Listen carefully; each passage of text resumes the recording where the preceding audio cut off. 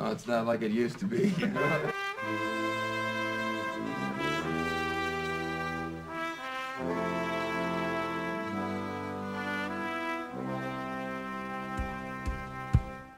I'll tell you what a nest egg is. It's considered to be a little stash of savings that you put on the side for later, save it for a rainy day. It's a cash. It's above and beyond your operating costs and the expenses that you have. Something in the back pocket, something for later, something for an emergency. That's what we talk about when we mean a nest egg. I've looked it up in papers past back in the beginning of time, or that is 1900, going way back. That's what we mean when we say a nest egg. It's interesting. It's interesting sort of corruption of the sort of biological, anthropological idea of a nest egg, which of course is that a couple of mother and father birdies have a nest or a house which they protect and they build in a safe place, in a sheltered position, so that they can hatch their little egg, give birth to the chick, and feed the little chick, and then pass the baton of being humans or birds or whatever species it may be to the next generation, so that your memes and your genes live on and on through the generations. So from this biological point of view, you would think a nest egg, it's all about the egg. It's all about the home, and the purpose of the parenting is for the children. I'll get into a little bit more about how this has been turned on its head in another video coming up very shortly, where I discuss John Rosamond's "Your kids should not be the most important in the family." Because that very title itself is the suggestion that the egg, the nest egg, aka the child or the baby, is not the most important thing, or not the final purpose of why we should get together and be a family, or why you should form a pair bond, or why you should stay together in a marriage. So that is turning the idea on its head, of course, switching things around, that of course you get together to raise a child. So more on that later, but for now, contemplate this. Contemplate the idea that a nest egg is, in fact, not what we know it as. That it makes sense that it goes back into antiquity, that the egg in the nest, the child, the babies, that's what we're here for. That's our primary purpose. But of course, it's not like that. You look up in the dictionary what's a nest egg, and as I say, it's a stash for later. It's for the individual. You don't accumulate a nest egg so that you can give it to your children. You might do that, but it would be called something else. The idea, to use the analogy with an egg, if the yolk is the baby, the yolk is actually what the baby eats. So think of a chicken egg.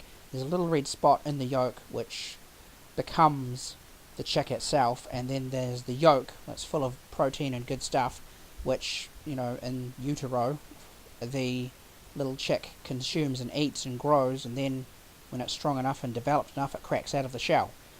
Well, the contrary idea, turning this nest egg idea on its head, is that mother and father bird eat the yolk, and the little chick has to, get out of the nest and not get looked after, but go and fend for itself. Go find your own yolk, the parents say. Like, this is our yolk. We made this yolk. Who the hell are you? Where did you come from? What's going on? It's like Paradise Now or something, where Adam says to God, "Hey man, what did you make me for?" I don't think that's a direct quote. I'm not going to look it up. Something along the lines of, "Why did you craft me out of clay?" Well, the answer of the baby boomer parent, or the nest egg contemplating person, is, well, it wasn't so that you could enjoy my Wi-Fi, my house, my resources, get out and get a job, go and get your own house, says the baby boomer, blithely ignoring the fact that they've rigged the game. I'm not gonna get too much into that.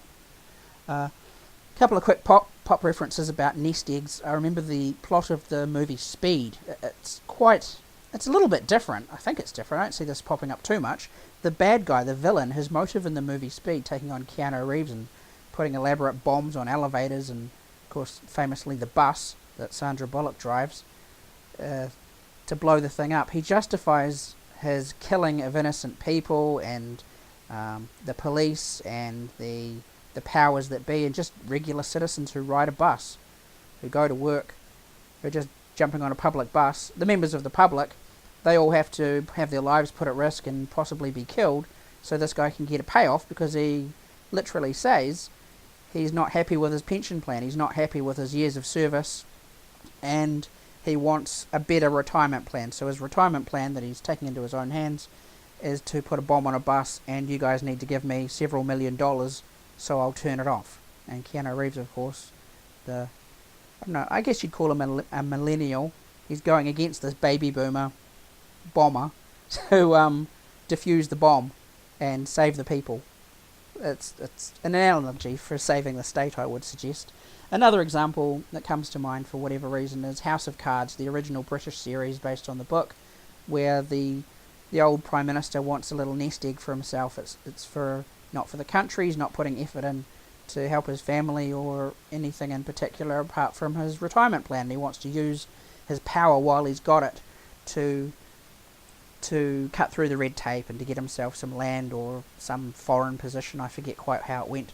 In the case of the New Zealand Prime Minister Keith Holyoake, rightly or wrongly, he was accused of cutting through red tape and fast-tracking certain things in Kinloch around Taupo. So he had his little nest egg of a retirement scheme, as it were, in the form of a property development, which is still there today. You can go to Kinloch.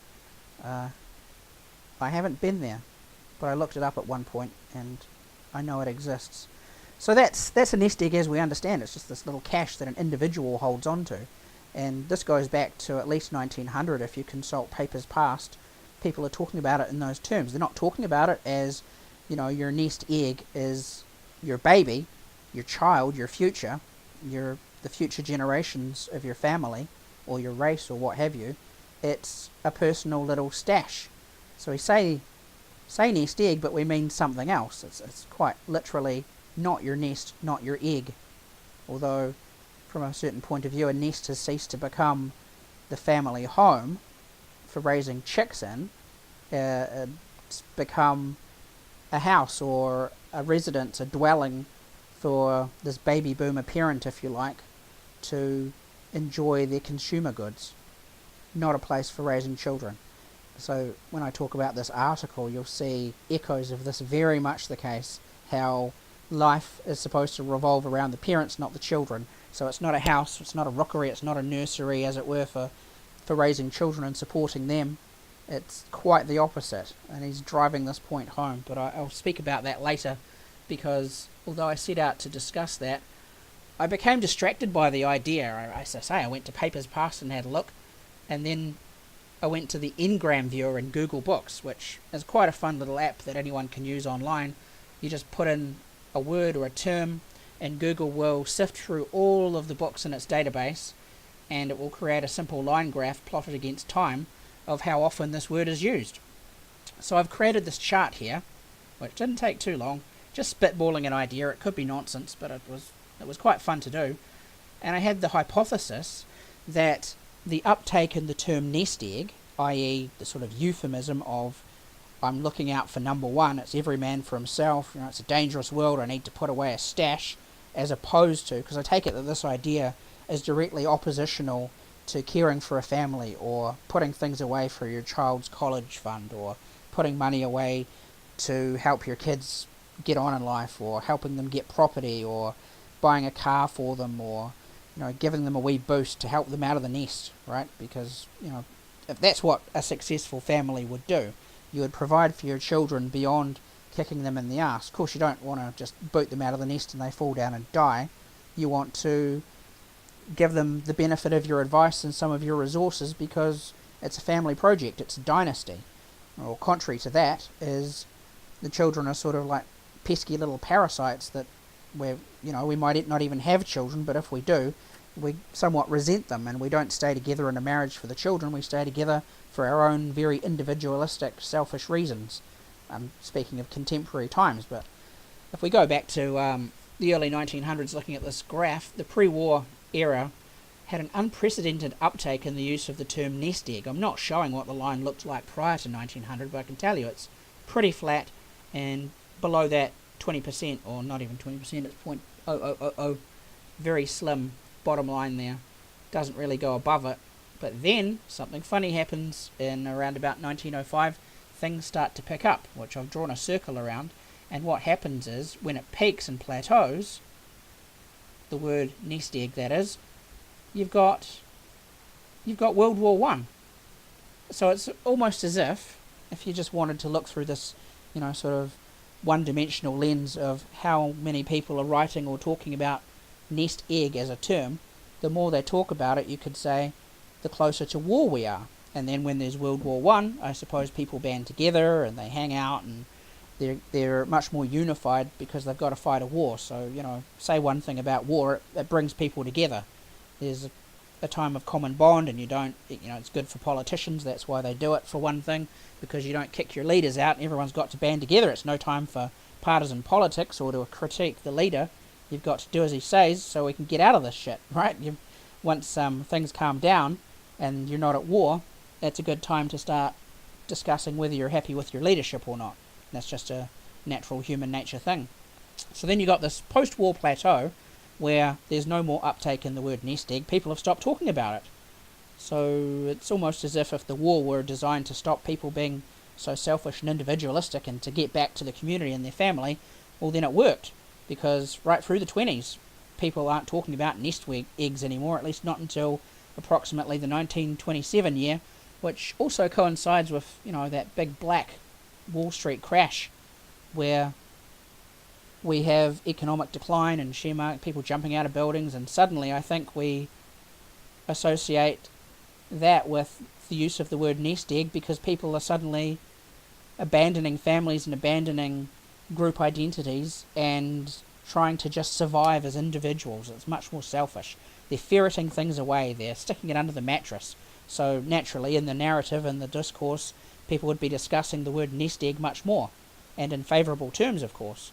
Whereas, presumably, if we did a search for words that were anti-nest egg, I don't know what they would be, we'd find in those war years, they would not be plateauing, they'd be peaking. People would be talking about it much more. People would be condemning the idea of keeping a nest egg. In fact, I wouldn't be surprised if we could locate some wartime propaganda saying, don't store your money away, don't hoard your food, eat it now, share it around, give it to the community, look after your family, that sort of thing. Okay, so we've got this post-war plateau, and then the crash, and then increasingly during the Depression and post-Depression, there's the escalation of the idea of a nest egg.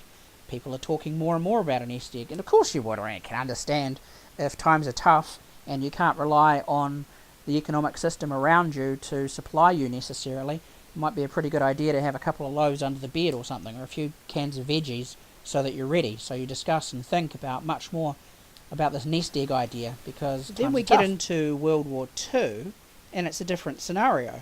Everyone's banding together, of course. You're a community, you talk to each other. How's the war going? Is the Home Guard coming along okay? How's your butter ration? How's mine? How about we work together? It's very unifying, just as I discussed in World War I. World War II, we see a plateau of people being concerned and discussing nest eggs. It's not a popular thing to discuss. It's a selfish thing, and it's not a selfish time. So then, not only does it plateau, it even declines. We get back to pre-war levels, or very nearly, and then we've got a post-war boom, economic golden summer, and things are so great, people don't talk about nest eggs anymore, and there's no need to hoard and save things up. I suppose, people are investing or people are consuming, but they're not stockpiling. They're not shoving cans of drink under the bed or whatever, or noodles, or great big hoards. There's no need for it. You can rely on it. The economy is going to supply you. And so it is for a long time, right through the baby boom, right through this wealthy time to raise children, until oil shocks in the 70s and other problems. And here's my list: deficit financing, fiat currency, the baby boomer generation, me, the individualistic consumerism, the breakdown of the family, breakdown of community, globalization, every man for himself. It's tough times. There's weird stuff going on. It's not normal, all this stolen money from future generations that's going on. That the government balances its books with extreme borrowing, and we live beyond our means during this time period, and surprise surprise, because we're more selfish and more concerned with our house not as a nest for babies but as a palace for individuals, and the children can go find their own yolk, we're going to eat it, say the parents. Surprise surprise, the discussion of a nest egg and the consciousness of a nest egg it's going up and up and up. So as you can see, the sort of 1D approach, even though it might have some holes that you can pick in it, I can't actually think of too many problems with it as in terms of, a 1D view of history as a lens to look through. Makes perfect sense, but the trouble is it predicts that, it's going to plateau again, and whenever it plateaus it seems to be a great war, so perhaps World War III is around the corner. It's been a long plateau though, arguably because technology and computers, the ability to borrow through all sorts of crazy mechanisms has prolonged this period. It's somewhat understandable that people in the 70s or the early 80s would have looked at this trend or something analogous to it and said, well, the crash is coming, here it comes. Sort of apocalypse that's on the way. You can think of Ayn Rand, for example, as a thinker who expected everything to fall to pieces, and what's mathematically unsustainable will not endure. So it's something of a surprise that it's this long peaking toward the nest egg concept. When's it going to peak? I would suggest it hasn't peaked yet. It's going to go higher before it plateaus, and look out when it does. That's the thought that I wanted to share, and perhaps I'll get some more videos done. It's a little bit easier if I can just quickly drop an audio one and drop some pictures in. I can release videos that way, which is what I wanted to do in 2017. So this is one way to get a few out, and I wanted to do some down the barrel of the camera discussions or monologues, but this is so much easier and it allows me to accomplish the goal. So that's what I'll do a little bit of. Thank you and Happy New Year.